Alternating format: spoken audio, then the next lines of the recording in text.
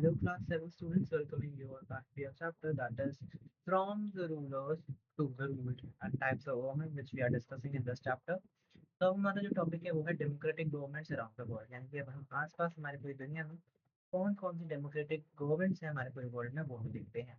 Democracy का हमने देख लिया क्या क्या होती है डेमोक्रेसी। तो हम आगे बढ़ते हैं। So democracy is the most popular form of government in this modern world, है ना। इस मॉडर्न वर्ल्ड में तो डेमोक्रेसी सबसे ज़्यादा पॉपुलर फॉर्म है गवर्नमेंट की, राइट। बट चैप्टर में will learn and we will see that there are different kind of democratic governments as well, यानी कि अलग अलग डेमोक्रेटिक गवर्नमेंट्स भी हमको देखने को मिलती हैं। Before we get into the differences, we should know that there are some fundamental principles of any democracy. तो मतलब कुछ कुछ जो चीज़ें हैं, जो डेमोक्रेसी है उसके अंदर, डेमोक्रेटिक गवर्नमेंट है उसके अंदर बहुत सारी चीज़ें, बहुत सारे डिफरेंसेस हैं जो कि हमें पता होने चाहिए, जो कि हमें फंडामेंटल प्रिंसिपल्स हैं गवर्नमेंट डेमोक्रेसी के लिए।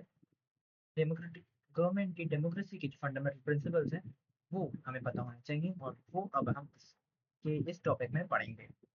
सो that is democratic governments around the world. और अब हम इसमें फंडामेंटल प्रिंसिपल्स ऑफ डेमोक्रेसी, यानी कि जो ज़रूरत वाली चीज़ें हैं, जो ज़रूरी ज़रूरी आपके डेमोक्रेसी के प्रिंसिपल्स हैं, उसके बारे में we will be reading now. So let us get into this topic without any further ado. So let us start, guys. So first, as you can see here, is equality. I'll scroll down. So first is your equality, right? तो fundamental principle सबसे पहले आता है आपका equality.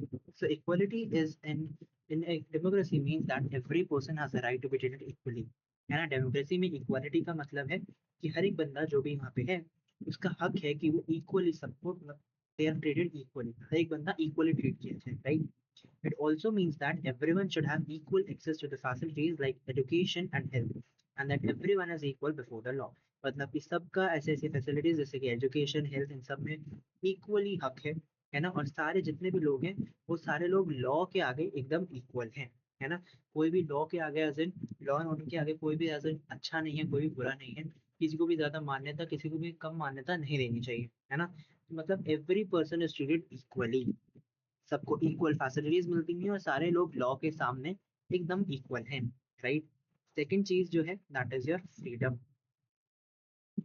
So right, freedom in democracy means that citizens have the right to make their own choices and express their opinions. यानी कि freedom का मतलब है कि लोगों को अपना अपना freedom है, अपनी आज़ादी है कि whatever they are thinking of, whatever they have, whatever their opinions are, whatever their choices are, they can freely have their own choices and they can do whatever they want, but under the law and order obviously. उनको अपने जितने जितने उनके thoughts हैं, जितने उनके choices हैं, जितने उनके ओपिनियंस हैं, उनको एक्सप्रेस करने से कोई नहीं रोक सकता। That is what it is, freedom, right. Next is representative participation, that is your third point. Representative participation का मतलब है that every person has a right to choose and elect the representatives, right. मतलब सबको अपना हक है कि वो अपने अपने अपने रिप्रेजेंटेटिव्स चूज कर सकते हैं, राइट। मतलब कि कौन उन्हें रिप्रेजेंट करेगा, राइट। आप बात समझ रहे हैं ना, कौन उनको रिप्रेजेंट करेगा एज इन दैट, ठीक है। This is done through the process of election, यानी कि रिप्रेजेंटेटिव पार्टिसिपेशन जो होता है इलेक्शन, रिप्रेजेंटेटिव पार्टिसिपेशन आपका एक प्रोसेस होता है इलेक्शन, उसके उससे होता है ना, कि कौन बंदा किसे चूज कर रहा है, किसे अपना रिप्रेजेंटेटिव, कौन उसको रिप्रेजेंट करेगा उन बंदों को, वो, है ना। तो रिप्रेजेंटेटिव पार्टिसिपेशन का भी मतलब यही होता है, मतलब कि एज एक रिप्रेजेंटेटिव होता है ना, जैसे काइंड ऑफ एमएलए एमपी, कि आपको रिप्रेजेंट करना है ये लोग एज एन उस एरिया के लोग को। तो that is what it is, representative participation. मतलब कि हर एक पर्सन, हर एक बंदे के पास एक राइट है, जैसे कि वो एज एन एक कोई भी रिप्रेजेंटेटिव को चूज कर सकते हैं, इलेक्ट कर सकते हैं, जो कि एक प्रोसेस होता है इलेक्शन, उसके थ्रू होता है। और जो भी इलेक्टेड रिप्रेजेंटेटिव होता है वो एक लेजिस्लेचर का, इस पूरे प्रोसेस का एक पार्ट बन जाता है, जो कि उन लोगों को रिप्रेजेंट कर रहा है, राइट। तो that is what is your representative participation. मतलब कि किसी को जो आप, जिसको जो आपको रिप्रेजेंट कर रहा है, whoever the person is representing you, उसके लिए आपको जो रिप्रेजेंटेटिव पार्टिसिपेशन है वो देना, alright. so that is what all this thing is about. Moving forward, we are having next is universal adult franchisee, right? So universal adult franchisee क्या होता है?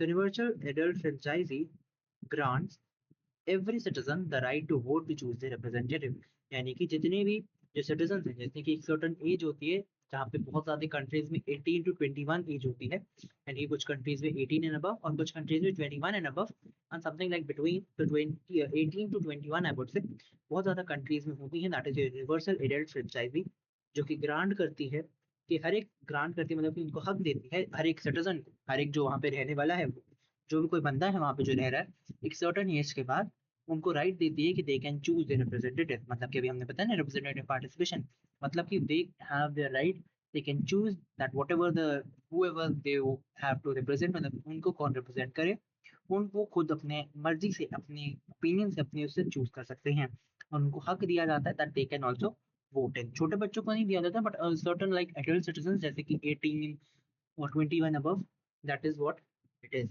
right? Fundamental rights of citizen. So this is your fifth point, that is your fundamental rights. एक बंदे के एक citizen के क्या होते हैं, है ना? जैसे right to equality, right to freedom of speech and expression and right against exploitation, all are provided and protected in a democracy, यानी कि सारे जितने हक हैं, जितने भी सारे उनके वो हैं, whatever their rights are, वो सबको प्रोवाइड किए जाते हैं, सबको दिए जाते हैं एक डेमोक्रेसी के अंतर्गत, कि उनको इतने इतने सारी चीजों को करने का हक है, राइट? हक हासिल है उन्हें। जैसे इक्वालिटी, यानी कि इक्वालिटी है सब में, इक्वालिटी इन द सेंस की every person is equal before law, every person is treated equally, right? That means, other than that, freedom of speech, यानी कि जो उनको बोलना है, whatever their opinions are, whatever their thoughts are, they can express without any hesitation and everything, right? So freedom of speech and expression, and right against exploitation, यानी कि कोई भी exploit वगैरह करवा नहीं सकता, as in whatever the things are, उन सब चीजों के लिए राइट है। जितने भी फंडामेंटल राइट्स है, जरूरी जरूरी राइट्स है, वो सबको दिए जाते हैं, सबको प्रोवाइड किए जाते हैं, एवरीवन इज प्रोवाइडेड, एंड सबके राइट डेमोक्रेसी के अंदर प्रोटेक्ट किए जाते हैं, मतलब कि किसी को भी उसके जो राइट है उससे मारा नहीं जाता, मतलब ये सबको फ्रीडम ऑफ स्पीच है। कोई बंदा ये नहीं कह सकता कि भैया मैं इसको बोलने नहीं दे सकता क्योंकि मेरे को नहीं बुलवाना, that is like a violation of freedom of speech, ना? So you're controlling the other person's opinion and everything, so that is the kind of a not good thing, right? Next is your sixth point is independent judiciary. So independent judiciary ensures that every citizen's fundamental rights are protected and that laws are followed by the citizen and also by the all parts of government, है ना? तो independent judiciary का मतलब ये होता है कि जो भी हर एक जो सिटीजन है उसका जो फंडामेंटल राइट्स है, जितने भी उनके राइट्स हैं वो प्रोटेक्ट किए जा रहे हैं, यानी कि उनको बचाया जा रहा है, और जितने भी लॉज है वो सारे सिटीजन फॉलो अप कर रहे हैं, है ना? और जितने भी जो लॉज सारे जो सिटीजन फॉलो कर रहे हैं और सारे जो जितने पार्ट्स है गवर्नमेंट के अंदर, वो सारा कुछ फॉलो अप हो रहा है। तो इंडिपेंडेंट जुडिशरी वो सब देखती है, जो मैंने बताया ना, जैसे हर एक सिटीजन का जितने राइट्स हैं वो सबके प्रोटेक्ट, यानी कि सबको मिलने चाहिए। तो कोई भी काइंड ऑफ एज एन थोड़े बहुत नहीं किसी को मिल रहे, किसी के साथ आज ऐसे कुछ हो रहा है, तो जुडिशरी इस केस में अंदर आती है। और जितने भी लॉज जो हैं वो ये भी देखते हैं कि सारे जो सिटीजन हैं वो सारे सारे अपने अपने जो लॉज हैं उन्हें पूरा करें, है ना? तो ये सारे जो है आपका काइंड ऑफ गवर्नमेंट के पार्ट्स बनाते हैं, राइट?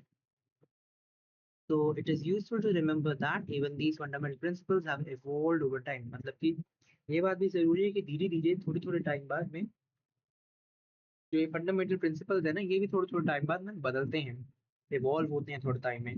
जैसे कि जो इंडिया है, India provided universal adult franchise, meaning the right to vote in election to all adult from the very beginning of Indian republic in 1950, है ना? मतलब कि जब से इंडिया एज एन आजाद हुआ है ना, तो यूनिवर्सल एडल्ट फ्रेंचाइजी मतलब कि सबको, जितने भी लोग एज एन एडल्ट है ना, उन सबको हक दिया गया है कि आप वो वोट कर सकें from the very start Indian republic in 1950 में ही, है ना? Very start, very beginning of Indian as a nation, है ना? सबसे पहले में उनको एज एन राइट दिया गया है। बट वहीं जैसे स्विट्जरलैंड है ना, उनमें वुमेन्स को they got right to vote in only in 1971, कि 1971 में दे गॉट राइट, यानी कि women got right to vote, है ना? बट इंडिया में they were having like right as an like from the start, from the beginning. तो वही चीज है कि बहुत जो फंडामेंटल प्रिंसिपल्स है, फंडामेंटल राइट्स है, वो धीरे धीरे टाइम के अकॉर्डिंगली ऐसे ऐसे चीजों से आगे आगे इवॉल्व होते रहते हैं, चेंज होते रहते हैं। So it is the matter of time which it is actually। सो यही चीजें होती हैं which matters and everything happens, right? other than this, जैसे ये है वैसे और चीजें भी होती हैं, जैसे अभी तो हमने जैसे वुमेन के केस में पढ़ा, बट बहुत अदर अदर केसेस में there are many combinations of other kind of things which we maybe read in our this chapter or maybe not, but I'm just telling you कि जैसे आप लोग देख सकते हैं, जैसे कि इंडिया में शुरुआत से ही था, बट स्विट्जरलैंड में women had to fight for the right to vote. right? So clearly the above principles are ideal, not all democracies are able to put them in practice, है ना? मतलब कि काइंड ऑफ जो principles है वो ideal है, यानी कि हाँ ओके हैं, ठीक है, हम मान रहे हैं कि दीज आर देयर, बट ये हर एक डेमोक्रेसी में होते हैं कि नहीं, ये हमें पता नहीं। मतलब कि हर एक डेमोक्रेसी इसको प्रैक्टिस नहीं कर पाती, मतलब कि हर एक डेमोक्रेसी के अंतर्गत में ये सारे जो प्रिंसिपल्स हैं, प्रैक्टिस है, वो होना मुमकिन नहीं है, right? But equally clearly it is important for the citizens to keep these ideals in front of them, है ना? तो जितने भी जो प्रिंसिपल्स है वो आइडियल तो नहीं है, बट जितने भी डेमोक्रेसीज है जो कि इनको एज ए प्रैक्टिस में ला सकती है, वो अच्छी बात है, राइट? वही चीजें हैं क्योंकि सारे सिटीजन्स के लिए इंपॉर्टेंट है, तो इन सारी चीजों को, इन सारे आइडियल्स को अपने सामने रखें और उससे आगे काम करें, है ना? So that is what the thing is what we are talking about right now. ठीक है, तो जो हमने आज करा जो कि है आपका फंडामेंटल प्रिंसिपल्स ऑफ डेमोक्रेसी, यानी कि व्हाट ऑल द थिंग्स जो कि आपके डेमोक्रेसी को एज एन डेमोक्रेसी बनाती है, वो प्रिंसिपल्स जो हैं वो हमने पढ़े। जैसे कि आपका इक्वालिटी, हमने वी रेड अबाउट इक्वालिटी, है ना? We read about freedom, equality, equality like the tree, we all are treated equally in everything. Freedom, everyone has the right to their own choices and expression. Representative participation, मतलब क्या अपना representative choose कर सकें, है ना? Universal adult franchise, right to vote granted to every adult citizen, है ना? Fundamental rights, सबको right to speech, right to freedom and right to equality, इन सब चीज़ों का वो है, राइट है, राइट? इंडिपेंडेंट जुडिशरी जो कि ऐसे इंश्योर करते हैं कि हर एक सिटीजन को अपना अपना जो राइट है, whatever their rights are, वो उन्हें मिले। So these all are the main fundamentals of your democracy. आगे के जो ये पार्ट है different forms of democratic government, थोड़ा लेंदी है, तो उसको हम आज शुरू नहीं करेंगे, will start it in our next episode. आज के लिए I will wind up here only, है ना? ज्यादा तो कुछ नहीं पढ़ा, but whatever we have learn today it should be useful for you all, है ना? इक्वालिटी के बारे में वी हैव रेड, फ्रीडम के बारे में we have read, representative participation, universal adult franchisee, fundamental rights, and independent judiciary. We have read about all these things, and I hope that आगे भी इनका देखेंगे, आगे करेंगे अच्छे अच्छे से, जो भी चीजें पढ़ेंगे, and will meet you all with the very next episode in the next class, जो कि आगे के टॉपिक के अराउंड में होगा। ठीक है, तब तक के लिए bye bye, will meet you all the very next episode of the next class very soon. ठीक है class, bye bye, thank you.